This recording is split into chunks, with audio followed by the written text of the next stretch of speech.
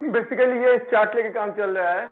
ये चार्ट का यहाँ पे हम लोग अभी है, यहाँ पे है, एंड अभी समझने की कोशिश करेंगे और भी गौर से समझने की कोशिश करेंगे ये टॉर्क होता क्या है या इसका मोडस ऑपरेंडी कैसा है, मतलब ये कैसे वर्क करता है। देख टॉर्क इक्वल्स टू, जब क्रॉस प्रोडक्ट मैं करवाए थे तब मैं दिखाया था torque equals to R cross F. मतलब मुझे होना चाहिए आई तेरा X I cap plus Y J cap plus Z K cap cross F X I cap plus F Y J cap plus F Z K cap. ये मैं दिखाता या cross product के हिसाब से जो आता है डिटर्मिनेंट फॉर्म में आई कैप जे कैप के कैप एक्स वाई जेड, पहले का जो कोफिशिएंट उसके बाद दूसरा का कोफिशिएंट एफ एक्स। तो ये तो एक तरह से मैं ऑलरेडी प्रूव कर दिया हूं, तो आज थोड़ा सा दूसरा ढंग से समझने की कोशिश करेंगे, उसका ही ऑरिजिन को थोड़ा दूसरा ढंग से समझने की कोशिश करेंगे। देख बेसिकली वर्क क्या है, लीनियर वर्क क्या है भाई, एफ डॉट एस ये होता है लीनियर वर्क, मतलब product of force and displacement. Linear force and linear displacement होता है तेरा वर्क। तो सिमिलरली एंगुलर फॉर्म में एंगुलर वर्क होना चाहिए, एंगुलर फोर्स इनटू थीटा होना चाहिए या नहीं। देख लीनियर मैकेनिक्स से जब वर्क हो फोर्स इनटू डिस्प्लेसमेंट है तो होता ही या नहीं अधिराज, तो एंगुलर में भी तो होना चाहिए ना, angular force into angular displacement होना चाहिए या नहीं। तो हम लोग अभी इसी एस्पेक्ट से, इसी पॉइंट ऑफ व्यू से अल्टीमेटली टॉर्क को समझने की कोशिश करेंगे।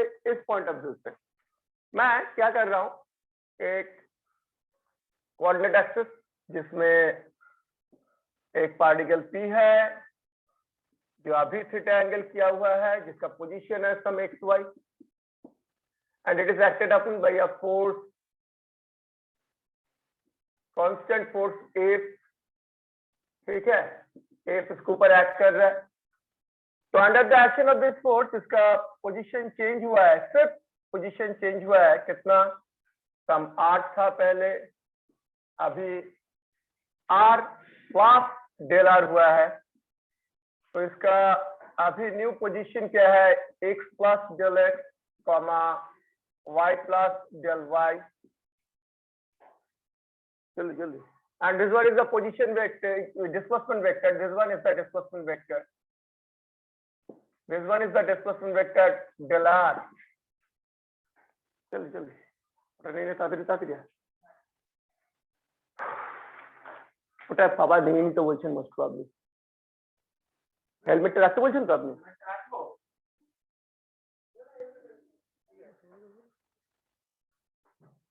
तो बेसिकली यहाँ पे मुझे क्या करना पड़ेगा, to find out force we have to find out work we have to take dot product of force and displacement. तो यहाँ पे फोर्स प्राइस, तो एफ के साथ मैं अगर वर्क डन निकालने के लिए एफ के साथ मुझे क्या, किसका डॉट प्रोडक्ट लेना पड़ेगा, डेल आर का डॉट प्रोडक्ट लेना पड़ेगा, उससे क्या मुझे वर्क डन मिल जाएगा। तो मैं वही लेने का कोशिश करूंगा, So if this one is angle theta, this one is small change in angle, small variation in angle del theta। मैं फिर से बता रहा हूँ, this del theta is very small, infinitesimally small। দেখ অত ছোট যদি আমরা ড্র করি তাহলে তো বোঝা যাবে না, তো একটু বড় করেই ড্র করেছি। So this del x and del y they are also very small, clear।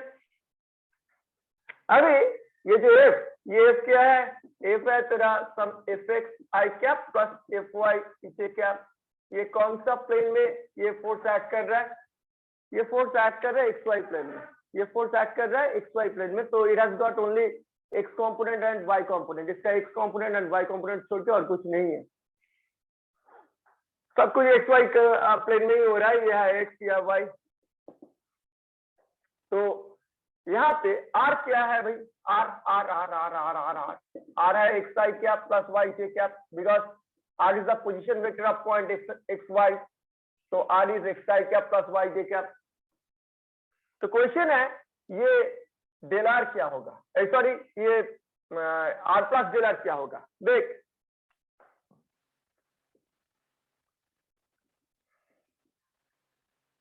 ये जो वेक्टर इसका साइज कितना है, मैं पकड़ रहा हूं, ये दोनों का ही साइज है, दोनों का ही साइज है, मैं पकड़ रहा हूं। देख यहाँ पर मैं फिर से बता रहा हूं, थोड़ा सा एंगल का चेंज हुआ है, जस्ट थोड़ा सा एंगल का चेंज हुआ है under the action of this force, इसका थोड़ा सा एंगल चेंज हुआ है। तो ये जो वेक्टर एंड ये जो वेक्टर दोनों का साइज सेम है, दोनों का साइज सेम है, साइज सेम है मतलब ये आर वेक्टर एंड तेरा R plus del R vector, ये दोनों का साइज सेम है एंड इसे मैं आर पकड़ रहा हूं, इसे मैं क्या पकड़ रहा हूं, आर। तो यहाँ पे एक्स क्या है बाबू, एक्स देख क्या आ रहा है, एक्स इक्वल्स टू, ये अगर आर है, ये अगर आर है, एक्स इक्वल्स टू कितना आ रहा है, आर कॉस थीटा, आर है ये थीटा है तो R cos theta, X equals to आएगा R cos theta, similarly Y equals to आएगा R sine theta. Any problem, ये वाई ये है ना वाई, ये एक्स वाई मतलब क्या, ये एक्स एंड ये Y with respect to this angle, this one is hypotenuse, this one is base and this one is perpendicular। तो ultimately base by hypotenuse होता है तेरा cos theta, so x equals to r cos theta, similarly y equals to r sin theta। अभी मैं अगर यहाँ पे आना चाहता हूँ, यहाँ पे देखिए क्या है x plus del x, so this one is x plus del x, this one is x plus del x, and ये जो हाइट है ये है x plus del Y, y plus del Y.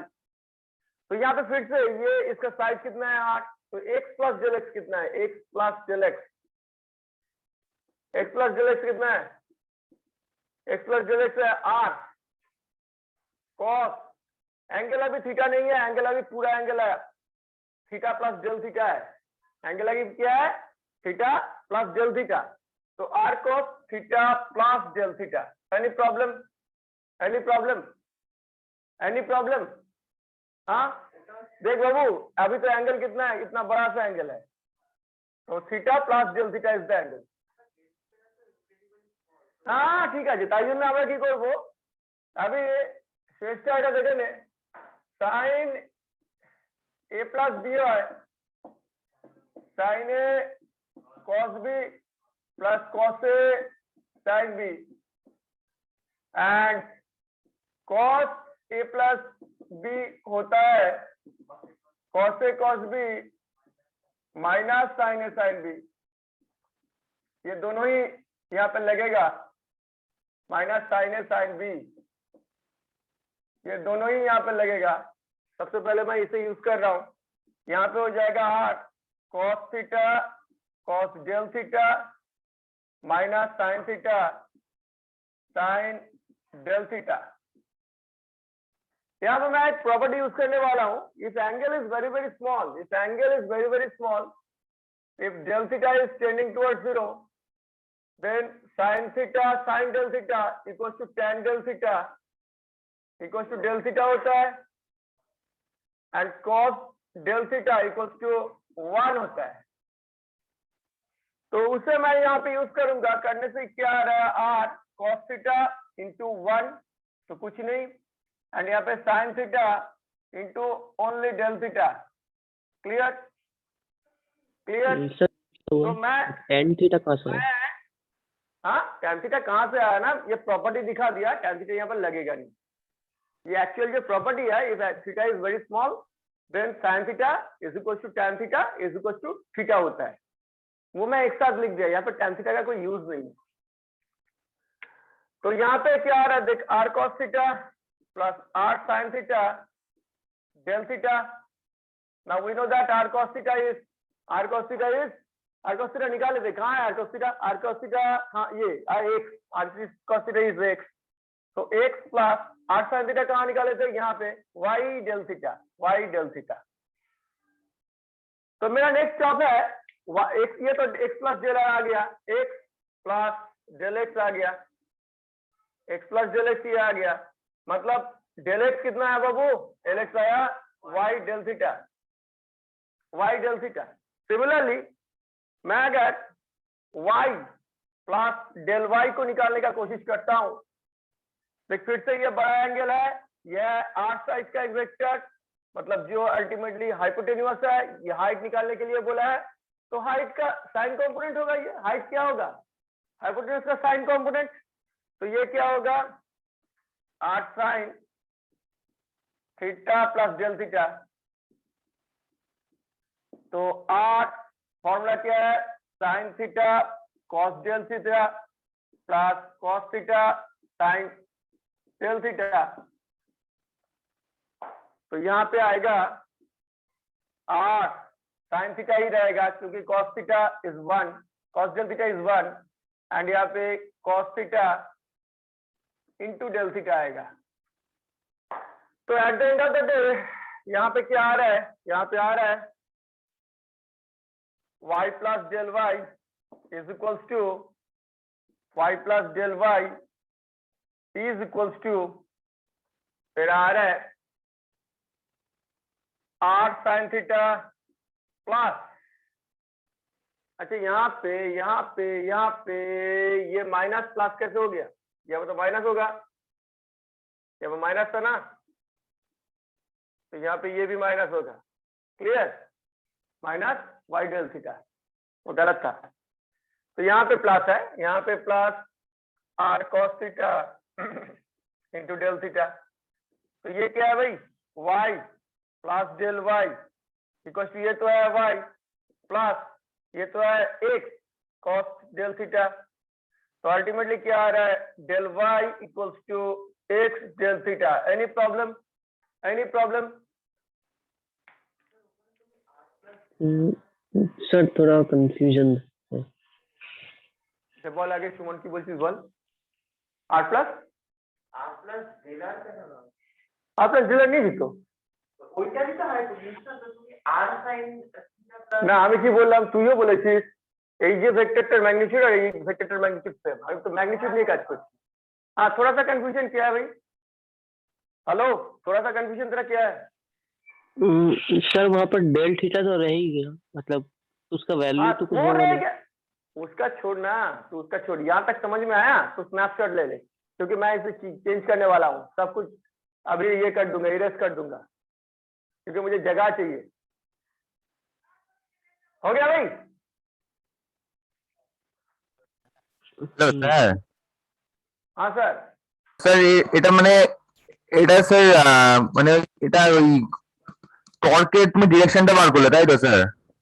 না আমি কিছু টর্ক মর্ক কিছু বার করিনি, আমি এই যে বেসিক্যালি বার করার চেষ্টা করছি এই ভেক্টরটাকে বার করার চেষ্টা করছি, আমি বেসিক্যালি এই ভেক্টরটাকে বার করার চেষ্টা করছি, ডেলার ভেক্টরকে বার করার চেষ্টা করছি, তারপর আমি ওয়ার্ক ডান বার করব, ওয়ার্ক ডান বার করব এই ফর্মুলা দিয়ে।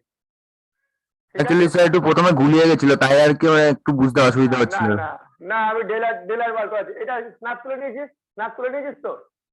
হ্যাঁ স্যার। तो अभी मेरे पास क्या है, मेरे पास दो चीजें हैं, del X equals to Y minus Y del theta, and del Y is X del theta, ये मेरे पास है। तो अभी मैं और एक चीज दिखा रहा हूं, ये डेलर है क्या, डेलर है 100%, this one minus this one, हाँ 8 प्लस डेलर माइनस 8, इसमें कोई कंफ्यूजन तो नहीं है ना, नहीं है ना? अभी आर प्लस डेलर किसका पोजीशन वेक्टर है, X plus del X plus Y plus del Y, तो ये आ गया X plus del X I cap plus Y plus del Y J cap minus ये किसका पोजीशन वेक्टर है, एक्स वाई, तो ये है X I cap plus Y J cap. Adhiraj कोई problem? Adhiraj X I cap और वाई जी कैप कहाँ से है? अरे भाई ये पॉइंट का पोजीशन वेक्टर है ना, आर वेक्टर किसका पोजीशन वेक्टर है? वो अच्छा हाँ? अच्छा, मुझे लगा डेल आर। ठीक। और वो नहीं लिखूंगा मैं, डेल आर तो इधर है भाई, आर प्लस डेल आर का position vector, R plus del R तो इसका पोजीशन वेक्टर है, तो उसका जो कोऑर्डिनेट लेके मैं उससे एक्सपैंड किया, एंड आर किसका पोजीशन वेक्टर है, इसका, तो उसे एक्सपैंड कर दिया, दैट्स इट। कोई प्रॉब्लम? नहीं। कोई प्रॉब्लम भाई? तो इसे मैं अगर ओपन करता हूँ, यहाँ पे क्या आएगा, X I cap plus del X I cap Y J cap plus del Y J cap, and इधर minus del X minus X I cap minus Y J cap. तो काट कूट के क्या आने वाला है, डेल आर इक्वल्स टू कितना आने वाला है, del X I cap plus del Y J cap. ये और कुछ आएगा बाबू? आएगा? आएगा क्या? नहीं। अब टारगेट क्या था? टारगेट क्या था? टारगेट था भाई, टारगेट था वर्क डन निकालना। ये पूरा प्रोसेस में कितना वर्क हुआ है वो अभी निकालेंगे, वो अभी निकालेंगे। तो टारगेट है टोटल प्रोसेस में वर्क कितना है वो निकालना। वो निकालने के लिए सिंपल जो नोन फॉर्म है उसे यूज करेंगे। वर्क डन इक्वल टू कितना है बाबू, फोर्स डॉट, यहाँ पे वर्क के ऊपर भी मैं वेक्टर दे दिया, work done equal to force dot del R. Force vector क्या था मेरा? फोर्स वेक्टर था मेरा F X I cap plus F Y J cap, याद कर, वही लिखे थे मैं। एंड डेल आर है del X I cap plus del Y J cap. तो अगर दोनों का डॉट प्रोडक्ट लेंगे, दोनों का डॉट प्रोडक्ट लेंगे तो क्या आएगा, F X del X plus F Y del Y, यही लिंक आएगा ना? ओ धीरज दा, यही आएगा ना? हाँ, तो इसमें मैं del X equal to minus Y del theta ये पुट कर रहा हूं, तो यहाँ पे आएगा minus F X Y del theta, and यहाँ पे तेरा एक्स डेल थीटा पुट कर रहा हूं, एक्स डेल थीटा। तो यहाँ पे अगर कॉमन ले लेता हूँ, ये पॉजिटिव है, इसे पहले लिख देता हूँ, X F Y minus Y F X, Y F x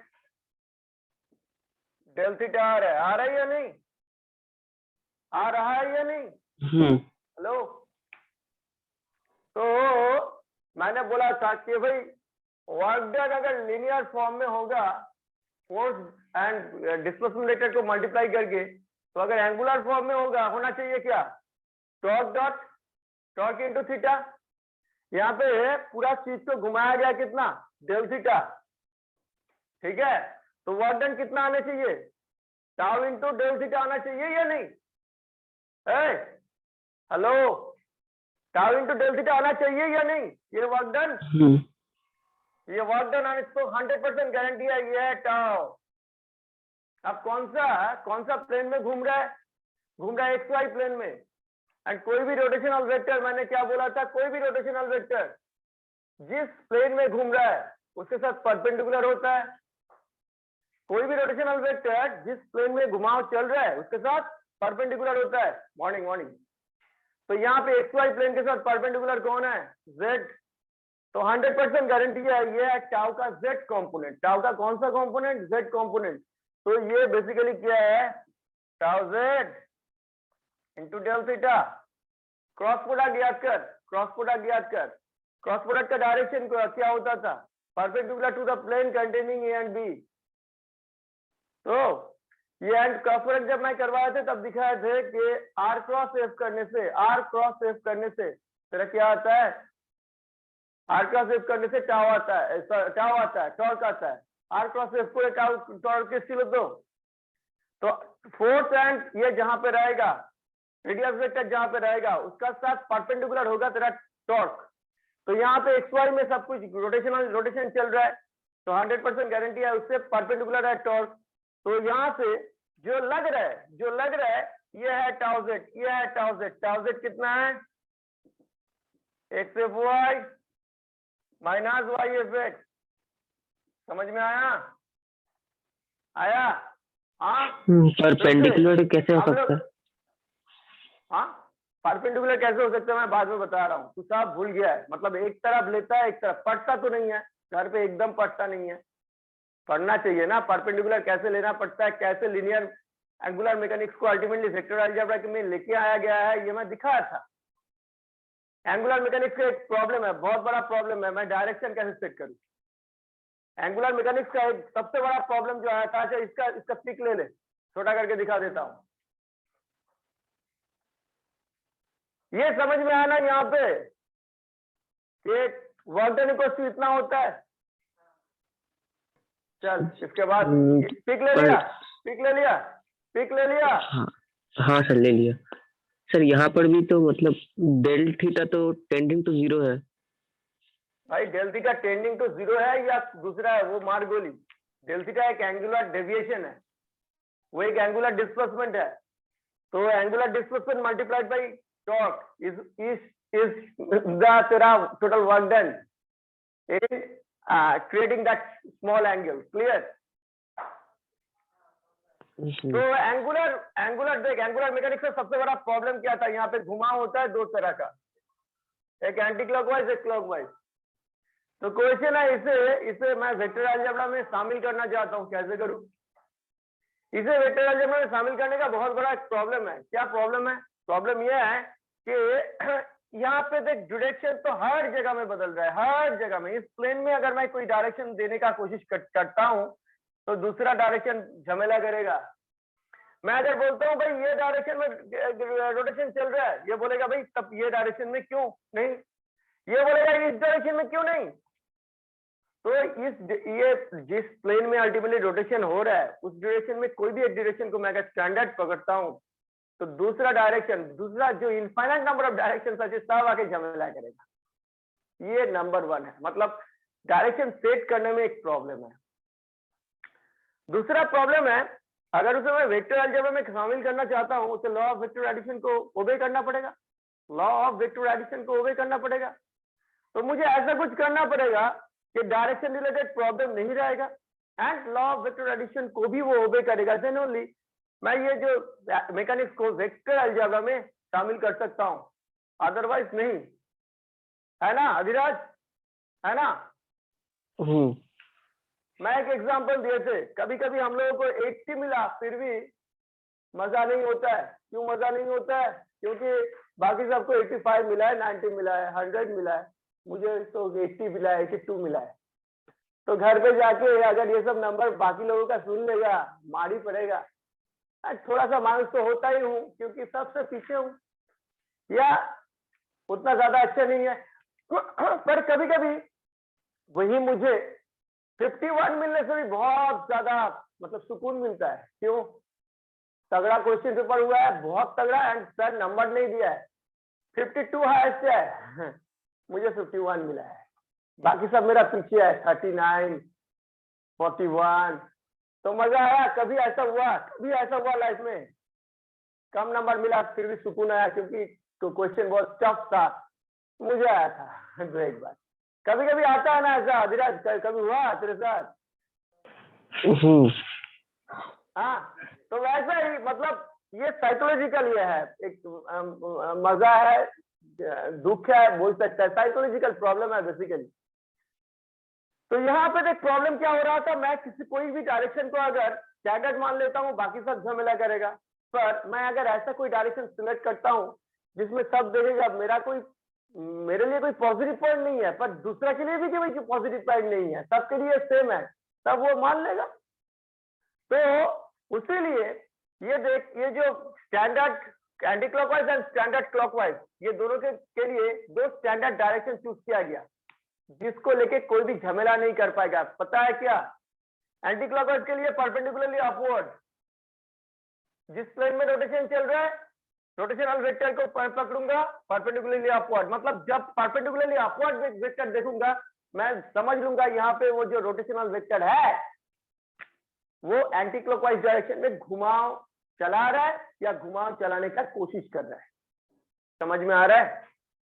and clockwise लिया, क्लॉकवाइज के लिए लिया इनवर्ट, क्लॉकवाइज के लिए लिया इनवर्ट, मतलब कभी भी अगर मैं इनवर्ट वेक्टर देखता हूँ, इनवर्ट, एंड वो अगर रोटेशनल वेक्टर है, मैं समझ जाऊंगा यहाँ पे क्लॉकवाइज मोशन आइदर चल रहा है या चलाने का कोशिश किया जा रहा है। एंड जब डॉट देखूंगा तब समझ जाऊंगा यहाँ पे एंटी क्लॉकवाइज मोशन इधर चलाया जा रहा है या चलाने का कोशिश किया जा रहा है। तो अभी देख ये सब ये डायरेक्शन लेने से किसी का कोई झमेला नहीं है, क्योंकि किसी को तो एडवांटेज नहीं मिला, एंड सिर्फ उसे एडवांटेज नहीं मिला ऐसा नहीं है, दूसरा किसी को भी एडवांटेज नहीं मिला। ये डायरेक्शन ये प्लेन में जितने भी डायरेक्शन है सबके लिए सेम है। तो इसीलिए ऐसा चूज करके क्या किया गया, सबसे पहले पहला झमेला को खत्म कर दिया गया। ठीक है, अब दूसरा झमेला क्या था, इसे वेक्टर अलजेब्रा में शामिल करना। इसे वेक्टर अलजेब्रा में शामिल करने के लिए मैं क्या कर रहा हूं, देख पकड़ लीजिए 30 डिग्री एंगल है तो π/6। तो वेक्टरिकली ये ए एंगल को मैं क्या दिखाऊंगा, ये पकड़ ले ए एंगल है, ये ए एंगल को वेक्टरिकली मैं क्या दिखाऊंगा π/3। कौन सा डायरेक्शन में घुमा है, तेरा एंटी क्लॉकवाइज डायरेक्शन में, मतलब के कैप। Any problem? ये रोटेटिंग वेक्टर इतना घुमा है π/6। ये रोटेटिंग वेक्टर XY प्लेन में इतना घुमा है, कितना घुमा है, π/6 घुमा है। तो जो एंगल बना है वो क्या होगा, π/6 इंटू के कैप। अभी इसके बाद फिर से वो और भी π/6 घुमा, π/6 घुमा। तो अभी टोटल एंगल कितना है, π/6 प्लस π/6 मतलब π/3। तो टोटल एंगल होना चाहिए, ये टोटल एंगल अगर C लेता हूं, ये C होना चाहिए π/6 π/3 आई कैप के कैप। तो ये नेक्स्ट एंगल अगर B है तो वो B एंगल भी है π/6 के कैप। अब मैं A एंड B को अगर जोड़ता हूं, अभी देखना है मुझे C मिल रहा है या नहीं। तो A एंड B को जोड़ने से क्या आ रहा है, π/6 के कैप प्लस π/6 के कैप इक्वल टू वही π/3 के कैप कॉमन π/3 के कैप ही आ रहा है। तो ये लॉ ऑफ वेक्टराइजेशन सेटिस्फाई कर रहा है, वो भी कर रहा है भाई, कर रहा है। तो ऐसे तेरा रोटेशनल वेक्टर्स को तेरा मैकेनिक्स के अंदर, तेरा वेक्टर अलजेब्रा के अंदर लेके आया गया। ऐसे समझ में आ रहा है? अच्छा सर, तो फिर मैं मतलब इसका कुछ ऐसा फिजिकल सिग्निफिकेंस नहीं है ना? क्यों फिजिकल सिग्निफिकेंस नहीं है? Z के डायरेक्शन में तो हो नहीं सकता। और तुझे क्या मिलता है एग्जाम में, नंबर मिलता है। नंबर का क्या फिजिकल सिग्निफिकेंस है बता मुझे, बता। हाँ है। क्या सिग्निफिकेंस है बता, ये नंबर का क्या फिजिकल सिग्निफिकेंस है बता। तू क्या नंबर है, तेरा पढ़ाई क्या नंबर है, तेरा पढ़ाई मतलब क्या नंबर नहीं, है? वैसा नहीं। तेरा इंटेलेक्ट क्या नंबर है? नहीं, उससे वो एक पैरामीटर है जिससे समझाने का कोशिश किया जा रहा है। तू अंडरस्टैंडिंग का इस लेवल में अभी बिलोंग कर रहा है। क्लियर? तो इतना सफिशिएंट है ना, इतना सफिशिएंट है या नहीं? तुझे मिला, पकड़ ले 95, उसका मतलब तू, तेरा नाम 95 है, तेरा मैथमेटिक्स का नाम 95 है या तेरा फिजिक्स का नाम 95 है। पर ये एक पैरामीटर है जिससे अल्टीमेटली एक पैरामीटर डिवाइस किया गया है, एक प्रोसेस डिवाइस किया गया है जिससे अल्टीमेटली 95 सुन के सबको पता चल जाएगा कि जब तू एग्जाम दे रहा था तब तू अंडरस्टैंडिंग का इस लेवल में बिलोंग कर रहा था। तो 95 मिला, इसका मतलब तो ये नहीं है कि 95% ऑफ द फिजिक्स तू समझता है। अरे कोई नहीं समझता है 95%, क्या 2% भी समझता नहीं है, नंबर मिल जाता है। ठीक है, वैसे ही एंटी क्लॉकवाइज के लिए इस डायरेक्शन फिक्स किया गया, मतलब इस डायरेक्शन दिखाएगा मतलब समझ जाएगा तू एंटी क्लॉकवाइज, इस डायरेक्शन दिखाएगा मतलब समझ जाएगा तू क्लॉकवाइज। तो ये इसका फिजिकल सिग्निफिकेंस नहीं रहा। तुझे क्या लगता है, ये एक प्रोसेस है, वैसे ही पैरामीटर, कन्वेंशन, इसका फिजिकल सिग्निफिकेंस नहीं रहा। तू अपवर्ड वेक्टर देख के समझ रहा है anti clockwise vector, downward vector देख के समझ रहा है क्लॉकवाइज वेक्टर, तो फिजिकल सिग्निफिकेंस नहीं है। हाँ,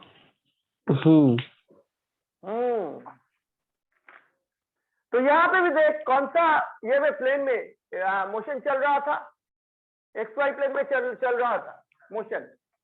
तो मेरा वर्क डन कितना आना चाहिए था, टाउ इंटू थीटा। तो यहाँ पे मतलब चेंज इन एंगल, यहाँ पे चेंज इन एंगल थीटा नहीं है, डेल थीटा है। तो यहाँ पे वर्क डन कितना है, this quantity into del theta, so this quantity must be equal to tau z क्या नो, घुमाव कहाँ पे चल रहा है, एक्स वाई कोऑर्डिनेट में, तो tau is a rotating vector, तो इसका डायरेक्शन क्या होगा, perpendicular to the plane, perpendicular to the plane, clear. ये अगर पॉजिटिव है ये सिग्निफाई करेगा कि एंटी क्लॉकवाइज डायरेक्शन में है वो, ये अगर नेगेटिव है सिग्निफाई करेगा क्लॉकवाइज डायरेक्शन में है वो, क्लियर क्लियर क्लियर। इसका स्नैप लेगा,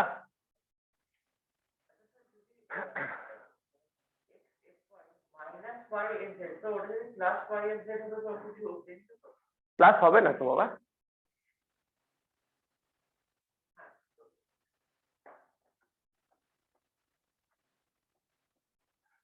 तो ये जो क्रॉस प्रोडक्ट में ना, क्रॉस प्रोडक्ट या रोटेशनल में ये सिमेट्री फॉलोड होता है, x के बाद y, y के बाद z, z के बाद फिर से y, तो यहाँ पे टाउ